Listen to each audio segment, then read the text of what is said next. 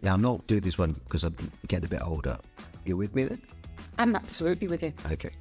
All right. Welcome to Big Questions, Short Answers. I'm Sian. And I'm Andy, Sian's husband, asking the big life questions. And possibly adding a little bit of unsolicited advice. This podcast is brought to you by Sian's value-based online course. Visit sianjacquet.com to find out more. Today, we don't want to blow people's minds or whatever, but I think this exists. Doesn't matter what age you are. Maybe it does become more important as you get older. But I want to talk about legacy. What kind of you want to leave in this planet? It is a massive, big subject. You love these big subjects. But I suppose maybe we can bring it down to, and I know that in part of your coaching and all the rest of it, it's a very important part of getting people's head in the game, as it were. And sometimes you talk about people thinking about their obituary. You're fascinated with that, aren't you? Yeah. Yes, whenever I talk about that, And the idea that, like, I don't know, it's all falling apart or whatever, or stuff is going on for people at work. And it's a part of your course, I think, as well, in terms of your online course. The idea of creating an obituary for yourself as if you're looking at your own funeral and somebody is reading out, here's this man, woman, lived this life. What legacy did they leave on the world and why that's important? What sort of legacy do people... First of all, it's the why. Why do it? Yeah. Right. And every human being's different. We start with that premise. But there is a generalization in this that you get to a situation in your life where you're working all the hours God sends, you're earning money, you're solving problems, you're doing this. And when I sit in front of people, they tell me, well, they're doing all of this for their family or they're doing all of this for whatever. You come to the part in the conversation when you say, well, who are you? Have you disassociated with who and what you truly are? Or what's the point? What is this really all about? Yeah. Because if you take it to its logical conclusion, I don't think anybody who would have the ability to look at their own funeral from up there or down there, obviously I'll be down there, who's sitting on that back pew watching it with your arms folded and looking and thinking, oh, great, they're reading out how much is in my bank account. Yeah. They're reading out how much my life insurance is worth. Yeah. Those three over there are going to squabble over my jewellery. You know what I mean? That's what you want is He sold an awful lot of cars. Right, okay, whatever. But you want to know what you meant to people. You want to know your legacy is an emotional legacy of what you've left. And that doesn't mean that if you're the greatest architect, you've left some incredible buildings or you've solved some major issues in life or whatever it is. Yeah, a lot of us don't. But at the end of the day, it's the people that you've loved and the people that you've emotionally connected with. Yeah. And one of the reasons I will ask people to do their obituary, it's like a short, sharp slap across the face of, oh my God, I've got this all wrong. Yeah. That's normally the response I get. Yeah. If indeed people are courageous enough to do it, because there are a lot of people, some people just won't even go there because they know that they're on the wrong trajectory, but they don't know how to be present emotionally in their intimate and family relationships. They know how to be in charge. They know how to be at work. They know how to do all of that, but they don't actually know how to be present. We talked about that earlier, didn't we? In the other podcast about being present. Because at the end of it, none of us are getting out of here alive. I mean, it's a scary thought, but that's true. God, you can be so profound. But what do you think it is that, why, in your mind, what is the most important thing? Well, it's to you, isn't it? What's the most important thing? And I think, to me, family most relationships important thing and is love. Are the people that I love. Yeah. Yeah. I mean, let's have a whole different podcast on family and what does that actually mean? Yeah. Well, I know that's a bit of a scary thought. Yeah. But there are people in my life that come the day I'm in the box in the crematorium, I don't actually want my legacy to be anything other than she made a difference. I don't know, I suppose if I'm absolutely honest, is that I loved unconditionally. And it didn't matter who you were, what you were, where you were, how you were dressed, where you are, and the scale of anything. Right. Yeah? Right.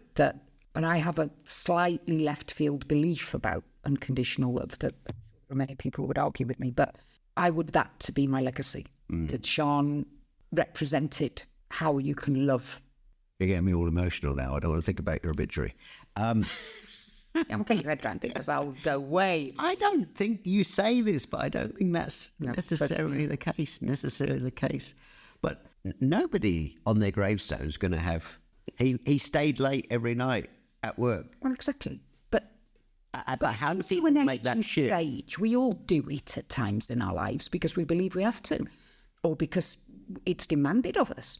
You started this by talking about legacy. And the question is, why am I doing this and what do I want to leave afterwards?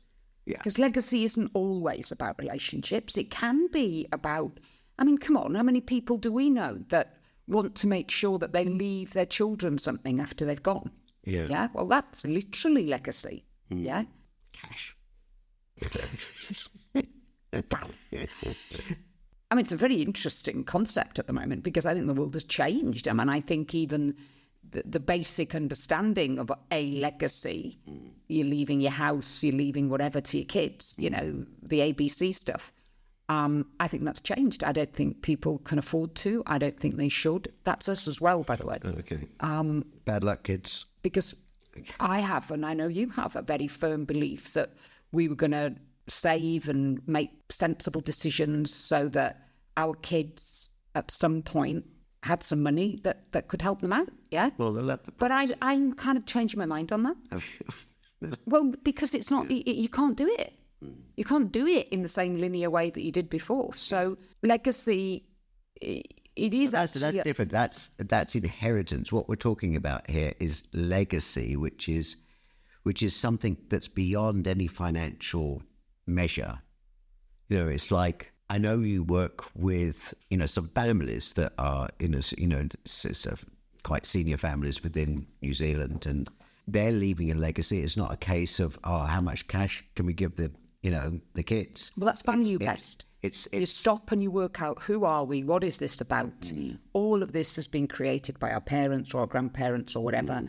And it's, you know, we're talking substantial amounts of money. And I am the custodian of my generation.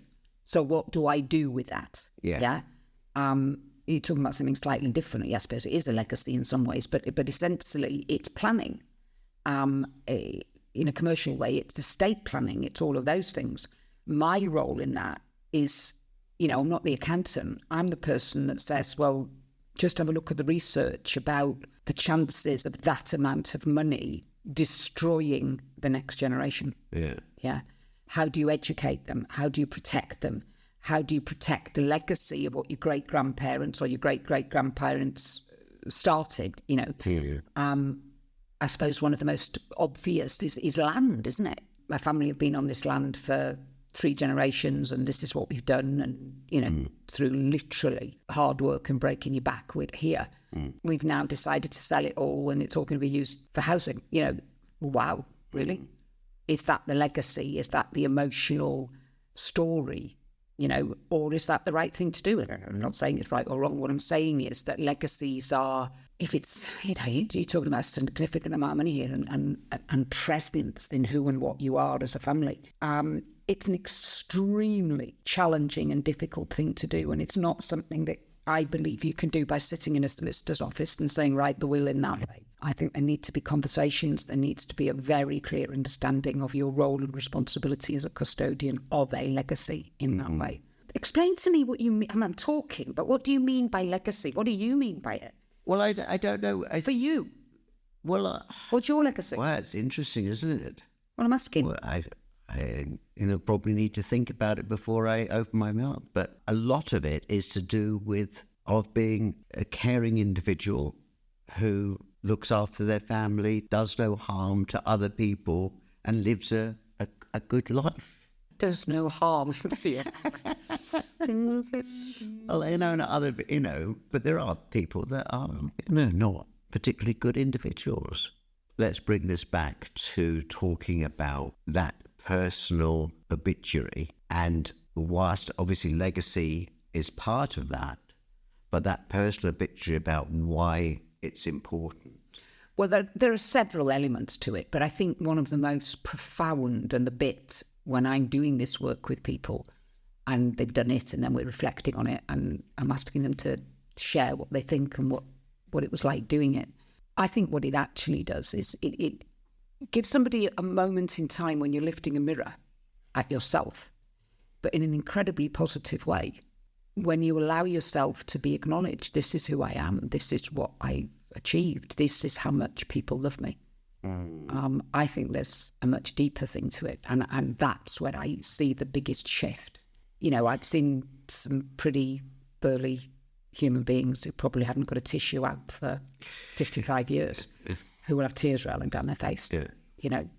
When I lead them to a point that says your grandson or your middle child or your youngest daughter has stood up and what have they said about you? Or even the people who worked with you for 20 years. We're not given much opportunity in life to actually stop and think what we're good at and what we are contributing and what a fantastic human being I am. Sometimes we have to stop and actually consider that.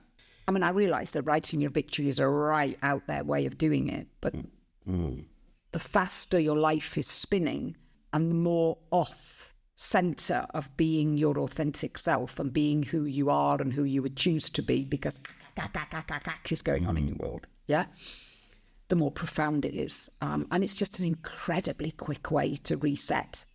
That light bulbs go off all over the place as you're doing it.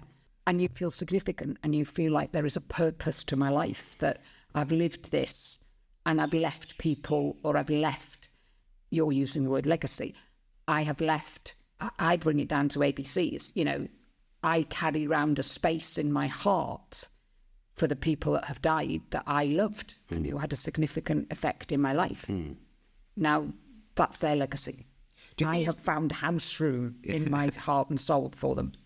Do you think it's because people actually don't believe they're loved, and that's why they're frightened to actually go forward in terms of, writing this down? I don't think when you start the process, you're aware that it actually is about love, yes, and about that emotional self. If you're opening the door to have a conversation about, as human beings, do we love ourselves? There's a whole industry that's in the world. We'll leave that for another day. But but it's about having the courage, I suppose, to start it. Who do I want to be? Yeah. So that when it comes to the end, I've achieved some of it. Maybe not all of it, but some of it. And of course, it gives you the opportunity to reset because you're still above the ground. That's me. I want to be a good father. I want to be a good parent. I want to be a good grandparent. I want to be a good friend. I want to be a good leader. I want to be a good boss. I want to be a good this, that, and the other. I'm yet to meet anybody who's literally said to me, I don't want to be good at any of those things. Yeah? Well, the only person that can do that is you. And to stop and to reset, the phrase that you use a lot, and writing your own obituary is an incredibly powerful way of starting that journey of resetting by looking at what's really important in life. Absolutely. Join us next time on Big Questions, Short Answers with Sian Jacquet and me, Andy. If you have any questions you want to ask, please send them via the website, sianjacquet.com. If you enjoyed this podcast, please subscribe and share it with everyone you know. We really do appreciate you sharing 15 minutes with us. And if you want to do a bit more learning, go on to Sian's website, sianjacquet.com. There's a course on values to create the life you truly love. I did it, and it really does do what it says on the can. See you next time.